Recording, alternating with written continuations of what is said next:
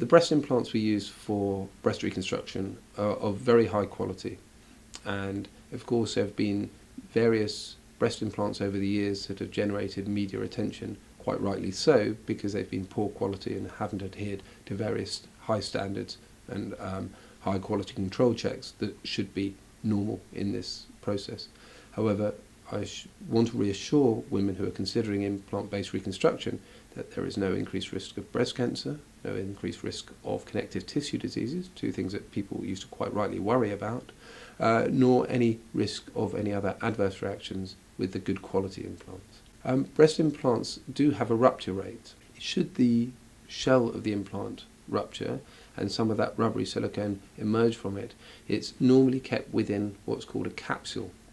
A capsule is the naturally forming scar tissue that the body forms around any implant, any device anywhere in the body, that effectively walls off that implant from the rest of the body.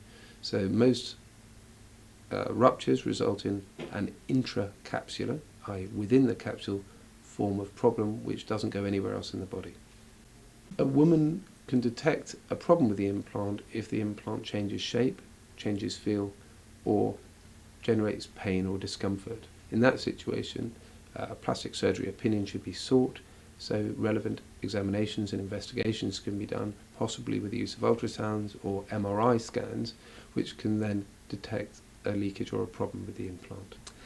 If an implant has a problem, or there's thickening of the scar tissue around the implant called capsular contracture, then another operation is needed to replace the implant and release or remove the scar tissue.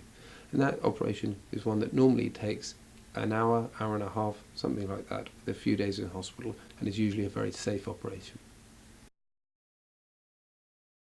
A number of breast surgeons have started to combine mastectomy and implant-based reconstruction with an allograft material, which is collagen, where all the antigens have been removed by serial washing, and it's a very tough bit of tissue, often either from a bovine, which is from cow, or porcine, which is from pig, and it's used as a, if you like, a trampoline or a hammock that will prevent the implant from becoming exposed or dropping in the mastectomy bed. Yes, it's certainly something that should be discussed in conjunction with implant-based reconstruction. If they don't have enough tissue, or if they've got very, very thin mastectomy flaps, then this can be a method of making the reconstruction more robust and preventing the implant from being seen, so the ripples and knuckles that potentially could be seen will be covered with an extra layer.